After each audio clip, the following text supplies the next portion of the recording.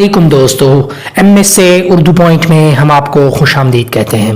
दोस्तों, आज हम बात करेंगे उस कारोबार की जिस पर अंग्रेज़ों की नज़र पड़ी तो हिंदुस्तान अंग्रेज़ों की ग़ुलामी में चला गया।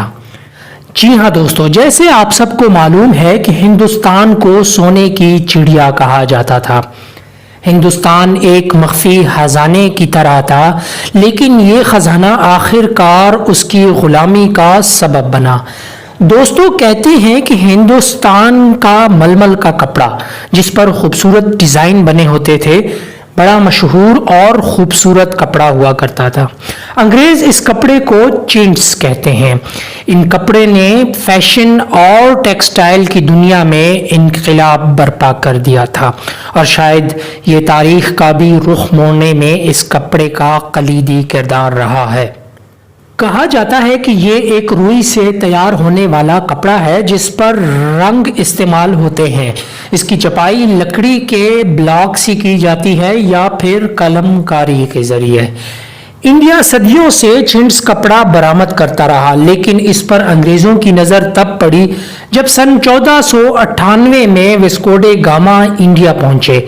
ये तब की बात है जब हिंदुस्तान में चिंट्स कपड़े का उरूज था, और जब वास्को ड गामा का वापस पुर्तगाल गए तो इंडिया से कीमती सूती कपड़े और बेशबहा मसाले साथ लेकर गए, और शायद यही आगाज था उस तिजारत का जो तशद्दुद की तरफ हिंदुस्तान को लेकर गया।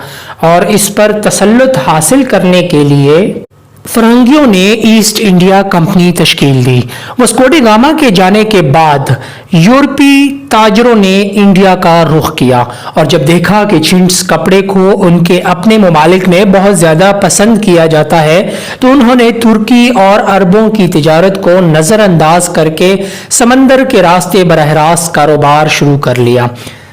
ये कपड़ा ज़्यादातर अशराफिया और हुक्मरान इस्तेमाल करते थे और उनके कमरों और मेहमान सराय की जीनत होता था। जल्द ही यूरोप ममालिक में इसका उरूज मिला और 17वीं सदी में ये कारोबार इंतहा पर पहुंच गया। यूरोपियन मंडियों में ये कपड़ा आवाम की पहली चॉइस होने लगा, लिहाजा हिंदुस्तान में ये कपड़ा यूरोपियन पसंद को देखते हुए डिज़ाइन होने लगा। कहते हैं कि यूरोपीय मंडी में इस कपड़े के आने से मकामी कपड़ों का कारोबार बिल्कुल ठप हो गया, जिस पर मकामी सनतकार बगावत पर उतर आए और कुछ ममालिक वक्ती तौर पर इस पर पाबंदी लगा दी।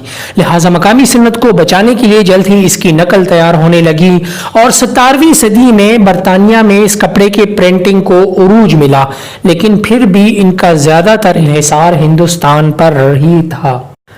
जल्द ही बरतानिया ने इसकी सस्ती नकल शुरू कर दी। यूरोपियन ममालिक ने इंडिया की एक एक चीज़ पर कब्जा कर लिया, और जिस पर कब्जा न कर सके तो उसको साथ ले गए, जिसकी जीती जागती मिसाल कोहिनूर हीरा है, और हिंदुस्तान को गुलामी की पस्ती में धकेल लिया। दोस्तों, यूं तिजारत के बहाने फरंगियों ने पूरे हिंदुस्तान पर कब्जा कर लिया। दोस्तों, अगर आपको हमारी वीडियो पसंद आई हो तो प्लीज़ हमारे चैनल को सब्सक्राइब कर लें और साथ ही दिए गए बेल आइकॉन को प्रेस करना ना भूलें, ताकि हमारे आने वाली वीडियो की अपडेट्स आपको मिलती रहे।